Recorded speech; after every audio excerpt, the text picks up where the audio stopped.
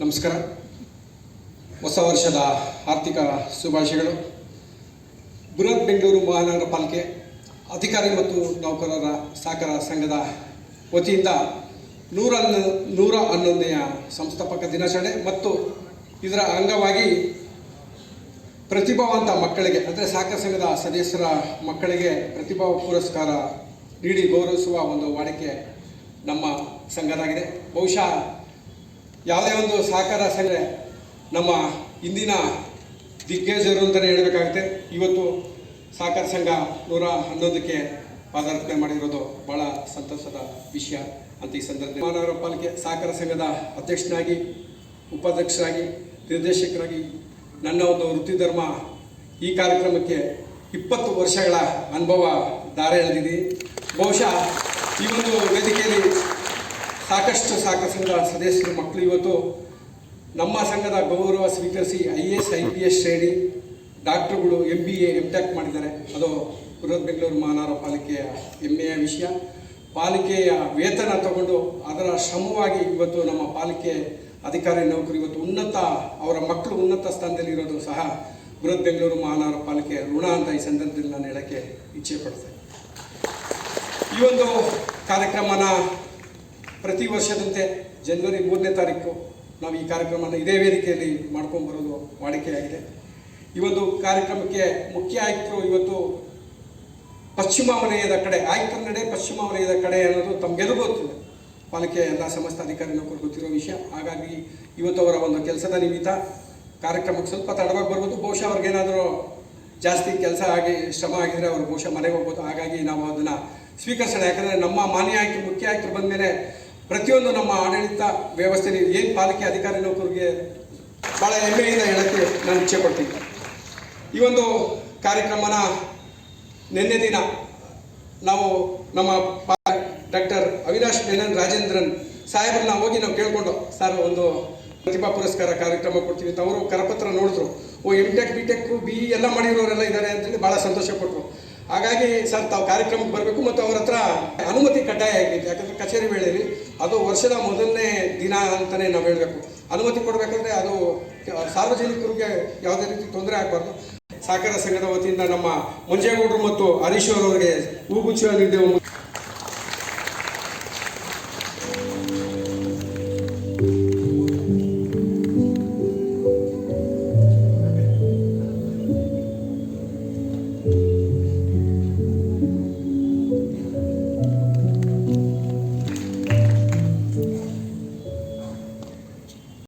Class ತಗೊಂಡ್ರು, ಕೆಲಸಗಳು ಸಮರ್ಪಕ ಆಗ್ತಾ ಇಲ್ಲ, ಸಾರ್ವಜನಿಕರಿಗೆ ದೊರಕೋ ಸೌಲಭ್ಯ ಸಮರ್ಪಕವಾಗಿ ದೊರಕ್ತಾ ಇಲ್ಲ ಅಂತೇಳಿ ಫುಲ್ ಕ್ಲಾಸ್ ತಗೊಂಡು ಫುಲ್ ಗರಂ ಆಗಿದ್ದಾರೆ. ಬರ್ತಾರೋ ಇಲ್ಲೋ ಅಂತ ಹೇಳ್ತಾ ಇದ್ದಾರೆ ನಮ್ಮವರು. ಹಾಗಾಗಿ ಮೇಡಮ್ ಅವ್ರು ಎಷ್ಟೇ ಕ್ಲಾಸ್ ತಗೊಂಡ್ರು ಪಾಲಿಕೆಗೆ ಒಳ್ಳೆಯ ಹೆಸರು ತರೋದು, ಸಾರ್ವಜನಿಕರಿಗೆ ಮೂಲಭೂತ ಸೌಲಭ್ಯ ತಲುಪುವ ಒಂದು ಹಿತದೃಷ್ಟಿಯಿಂದ ತಗೋತಾರೆ. ಅವರು ತಗೊಳ್ಳೋ ಕ್ಲಾಸ್ಗೆ ನಮ್ಮ ಸಹಕಾರ ಸಂಘ ಮತ್ತು ಕ್ಷೇಮಾಭಿವೃದ್ಧಿ ಸಂಘ ಸ್ವಾಗತವನ್ನು ಬಯಸ್ತೀವಿ. ಮೇಡಮ್ ತಾವು ಯಾವುದೇ ರೀತಿ ಕ್ರಮ ವಹಿಸಿದ್ರು ನಾವು ಅದಕ್ಕೆ ಸ್ವಾಗತಿಸ್ತೀವಿ ಅಂತ ಈ ಸಂದರ್ಭದಲ್ಲಿ ಡಾಕ್ಟರ್ ಶೋಭಾ ಮೇಡಮ್ ಅವರು ಮತ್ತು ರೇಣುಕಾ ಮೇಡಮ್ ಅವರು ಅವರಿಗೆ ಹೂಗುಚ್ಛ ನೀಡುವ ಮೂಲಕ ಅವರಿಗೆ ಗೌರವ ಸಲ್ಲಿಸಬೇಕು ಅಂತ ಮನವಿ ಮಾಡ್ತೀವಿ.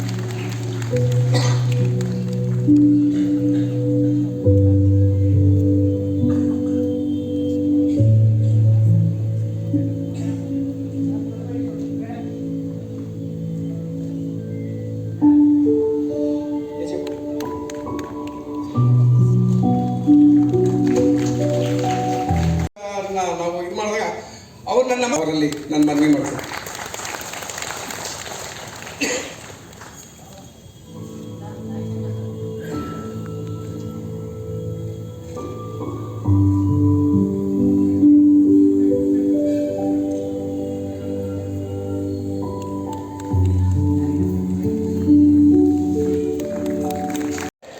ಐತಿಹಾಸಿಕವಾಗಿ ಒಂದು ಹೆಸರು ಉಳಿಬೇಕು ಅನ್ನೋ ಒಂದು ಸಂಘದ ಒಂದು ತೀರ್ಮಾನ. ಅದಕ್ಕೆ ತಾವು ಪ್ರಯತ್ನ ಪಟ್ಟರೆ ಆಗುತ್ತೆ ಅಂತ ನಾನು ಅಂದ್ಕೊಂಡಿದ್ದೀನಿ. ತಾವು ದಯವಿಟ್ಟು ಅದನ್ನು ಪ್ರಯತ್ನ ಪಟ್ಟು ಅಷ್ಟು ಹಿರಿಯ ನಟಿಯರನ್ನ ಒಂದೇ ವೇದಿಕೆಯಲ್ಲಿ ಕುಣಿಸ್ಬೇಕು ಅಂತ ತಮ್ಮಲ್ಲಿ ಮನವಿ. ಶ್ರೀಮತಿ ಅಕ್ಕಮ್ಮವರು ಮತ್ತು ವಾಣಿಯವರವರಿಗೆ ಹೂಗುಚ್ಛ ನೀಡುವ ಮೂಲಕ ಸನ್ಮಾನಿಸಿ ಗೌರವಿಸಬೇಕು ಅಂತ ಅವರಲ್ಲಿ ಮನವಿ ಮಾಡ್ತೀನಿ.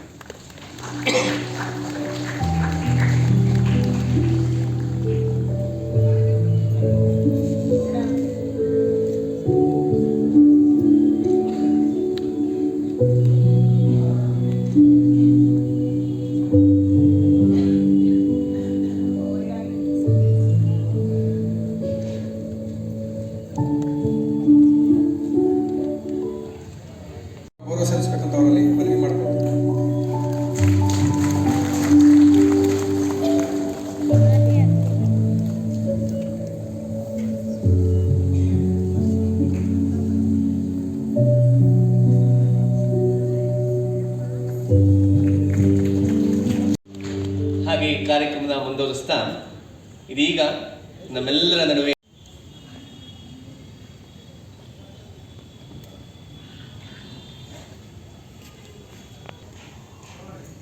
ಗೌರವಾನ್ವಿತ ಎಲ್ಲರಿಗೂ ಕೂಡ ಆತ್ಮೀಯರಿಗೆಲ್ಲ ಅದಕ್ಕೆ ಪುರಸ್ಕಾರ ಅನ್ನುವಂಥದ್ದು ತಾನೇ ತಾನಾಗಿ ಸಲ್ಲುವಂಥದ್ದು. ಪ್ರತಿಭಾನ್ವಿತರು, ಪ್ರತಿಭೆ ಇರುವಂಥವರು ಬಹಳಷ್ಟು ಜನ ಇರ್ತಾರೆ.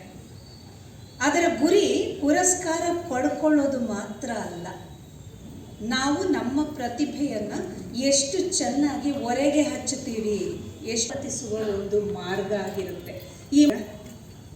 ಅಂದರೆ ಯಾಕೆ ಈ ಮಾತನ್ನು ಹೇಳ್ತಿದ್ದೀನಿ ಅಂತಂದರೆ, ಇದು ಸಾಮಾಜಿಕ ಜಾಲತಾಣಗಳ ಸಮಯ. ನಾವು ಏನೇ ಚಿಕ್ಕ ಪುಟ್ಟ ಒಂದು ನಮ್ಮ ಚಟುವಟಿಕೆಯನ್ನು ಮಾಡಿದರೂ ಕೂಡ ಅದು ಎಲ್ಲದಕ್ಕೂ ಪ್ರಚಾರ ಸಿಗಬೇಕು ಅಂತ ಆಸೆ ಪಡುವಂಥ ಕಾಲ. ಹಾಗಿದ್ದಾಗ ನಾವು ಚೆನ್ನಾಗಿ ಓದ್ತಾ ಇದ್ದೀವಿ, ನಾವು ಚೆನ್ನಾಗಿ ಮಾರ್ಕ್ ತೊಗೊಂಡಿದ್ದೀವಿ, ಇಂತಿಷ್ಟು ಡಿಗ್ರಿಗಳನ್ನು ಮಾಡಿದ್ದೀವಿ ಅನ್ನುವಂಥ ವಿಷಯನೂ ಕೂಡ ಜಗಜ್ಜಾಹೀರ ಮಾಡೋದ್ರಲ್ಲೇ ನಾವು ಹೆಚ್ಚು ಪರಿಶ್ರಮ ಪಡ್ತಿರ್ತೀವಿ ಹೊರತು, ಇಲ್ಲ ನಾನು ನನ್ನ ಕೆಲಸವನ್ನು ಅಚ್ಚುಕಟ್ಟಾಗಿ ಮಾಡಿಕೊಂಡು ಹೋಗ್ತೀನಿ ಅನ್ನುವಂಥ ನಿರ್ಧಾರ ತಗೊಂಡು ನೀವು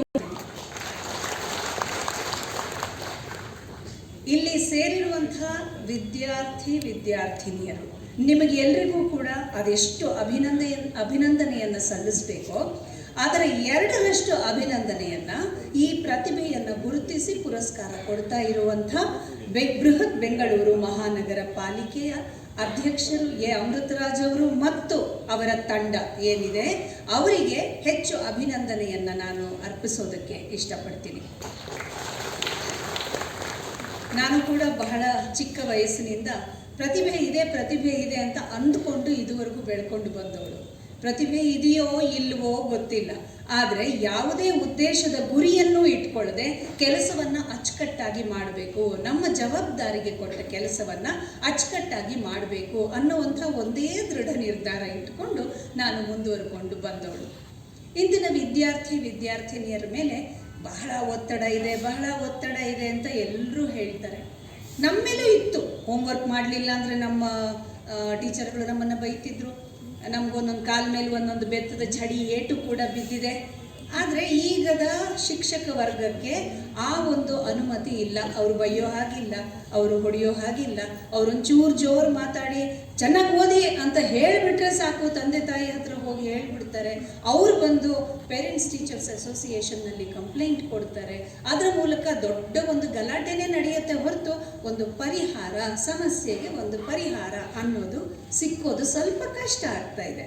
ಇಂಥ ಸಂದರ್ಭದಲ್ಲಿ ವಿದ್ಯಾರ್ಥಿಗಳಾಗಿ ನೀವು ಪುರಸ್ಕೃತರು, ಮಾರ್ಕ್ ತಗೊಂಡಿದ್ದಕ್ಕೋಸ್ಕರ ಮಾತ್ರ ಪುರಸ್ಕೃತರಲ್ಲ, ನೀವು ನಿಮ್ಮ ಶಿಕ್ಷಕರ ಜೊತೆಯಲ್ಲಿ ಹೊಂದಿರುವಂಥ ಸೌಹಾರ್ದಯುತವಾದ ಒಂದು ಸಂಬಂಧ ಇದೆಯಲ್ಲ, ಅದನ್ನು ಕಾಪಾಡಿಕೊಂಡು ಬಂದರೂ ಕೂಡ ನಿಮಗೆ ಅಷ್ಟೇ ಪುರಸ್ಕಾರ ಸಿಕ್ಕಿದಂಥ ನಿಧಿ ಸಿಕ್ಕಿದಂಥ ಒಂದು ಅನುಭವ ನಿಮಗಾಗುತ್ತೆ. ಇದನ್ನು ನಾನು ಹೇಳೋದಕ್ಕೆ ಇಷ್ಟಪಡ್ತೀನಿ.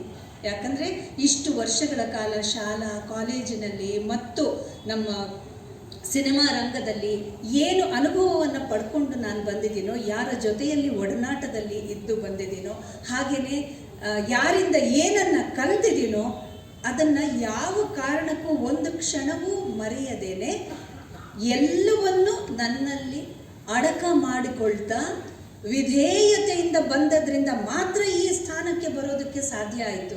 ನೀವು ಎಲ್ಲರೂ ಕೂಡ ಇಂಥ ಒಂದು ಅಥವಾ ಈ ಉನ್ನತ ಸ್ಥಾನಕ್ಕೆ ಹೋಗಬೇಕು ಅಂತಂದರೆ ಬರೀ ಶಿಕ್ಷಣ, ನಿಮ್ಮ ಡಿಗ್ರಿಗಳು ಮಾತ್ರ ಅಲ್ಲ, ನಿಮ್ಮ ಸ್ವಭಾವ ಕೂಡ ಬಹಳ ಉತ್ತಮವಾಗಿ ಇರಬೇಕು. ಅದು ಒಂದು ಬಹಳ ಮುಖ್ಯ ಅಂಶ ಆಗುತ್ತೆ ಅನ್ನೋದನ್ನು ಎಲ್ಲ ವಿದ್ಯಾರ್ಥಿನಿಯರು ಮರೀದೆ ಅದನ್ನು ಪಾಲಿಸ್ಕೊಂಡು ಬನ್ನಿ. ನಾವು ಯಾರು ಯಾವ ಕಾರಣಕ್ಕೂ ಮಹತ್ತರವಾದಂಥ ವ್ಯಕ್ತಿಗಳಲ್ಲ. ನಮಗೆ ಮಹತ್ವ ಯಾವುದೋ ಒಂದು ವಿಷಯಕ್ಕೋಸ್ಕರ ಸಿಗುತ್ತೆ ಅಷ್ಟೇ. ಆ ಮಹತ್ವ ಅನ್ನುವಂಥದ್ದು ಪ್ರತಿಯೊಬ್ಬರಿಗೂ ಸಿಗಬೇಕಾಗಿರುವಂಥದ್ದು. ಎಲ್ಲರ ಜೊತೆಯಲ್ಲಿ ಸೌಹಾರ್ದಯುತವಾಗಿ ಬಾಳೋದೇನೆ ನಾವು ಮಾಡಬೇಕಾಗಿರುವಂಥ ನಮ್ಮ ಆದ್ಯ ಕರ್ತವ್ಯ ಅಂತ ಹೇಳೋದಕ್ಕೆ ಇಷ್ಟಪಡ್ತೀನಿ. ಇವತ್ತಿನ ಈ ಕಾರ್ಯಕ್ರಮದಲ್ಲಿ ತಂದೆ ತಾಯಿಯರು ಅಕಸ್ಮಾತ್ ಯಾಕೆ ಇಷ್ಟು ಕಡಿಮೆ ಮಾರ್ಕ್ ತೊಗೊಂಡು ಅಂತ ಕೇಳಿದ್ರೆ ಬೇಕಾದರೆ ನನಗೆ ಈ ಪರೀಕ್ಷೆಯಲ್ಲಿ ಇಷ್ಟೇ ಬರೆಯೋಕ್ಕಾಗಿದ್ದು ಅಂತ ಬೇಕಾದರೆ ಒಂದು ಮಾತು ಹೇಳ್ಬೋದೇನೋ. ಆದರೆ ನಿಮ್ಮ ಸ್ವಭಾವದ ಬಗ್ಗೆ ತಂದೆ ತಾಯಿ ಮಾತಾಡಿದಾಗ ನೀವು ಅದನ್ನು ಕೇಳಿಸ್ಕೊಂಡು ವಿನೀತರಾಗಿ ಅವರ ಜೊತೆಯಲ್ಲಿ ಜೀವನ ಮಾಡುವಂಥದ್ದು ನಿಮ್ಮ ಅಂತ ಹೇಳುವಂಥವರು ನಮಗೆ ಒಂಥರ ನಿಧಿ ಇದ್ದ ಹಾಗೆ.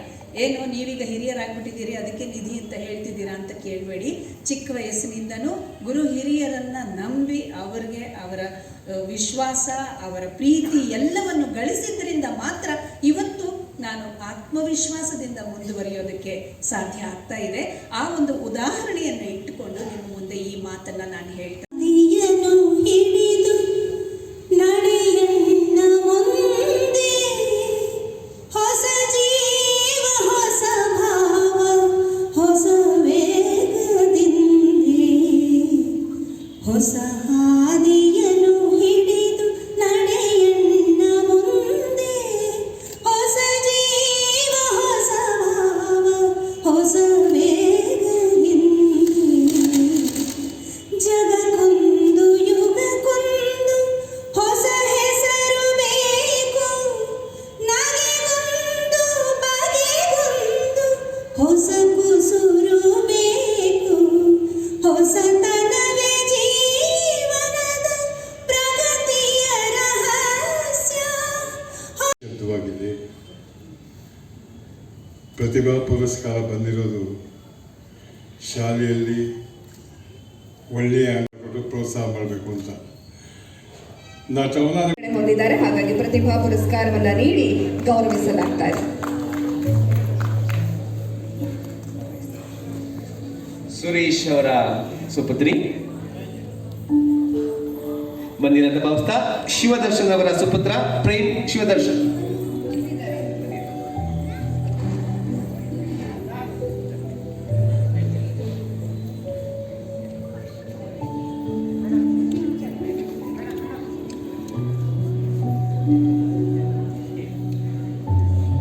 BM ಇವರು MS ನಲ್ಲಿ ಶ್ರೇಷ್ಠ ದರ್ಜೆಯಲ್ಲಿ ತೇರ್ಗಡೆಯಾಗಿದ್ದಾರೆ.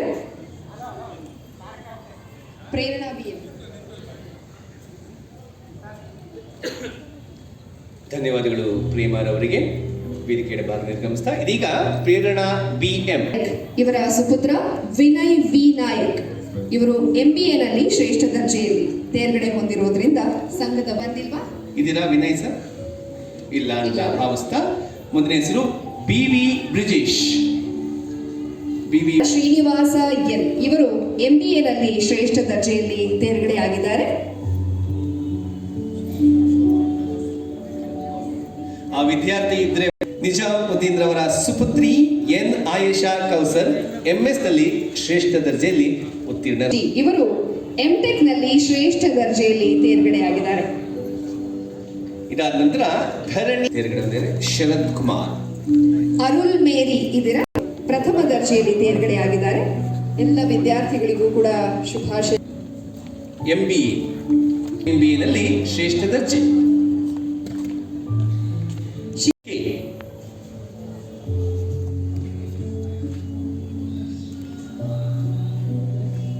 ಗೋಪಾಲ್ ಅವರ ಸುಪುತ್ರ ಅಭಿಷೇಕ್ R ಇವರು MBA ನಲ್ಲಿ ಪ್ರಥಮ ದರ್ಜೆಯಲ್ಲಿ ತೇರ್ಗಡೆ ಹೊಂದಿದ್ದಾರೆ. ಅಭಿಷೇಕ್ ರವರ ನಂತರ ರಶ್ಮಿ C. ರೆಡಿ ಇದ್ದೀರಲ್ಲ? ಮುಂದೆ ಕಲ್ಪನಾ PK ಇವರ ಸುಪುತ್ರ ಮನೋಜ್ ಕುಮಾರ್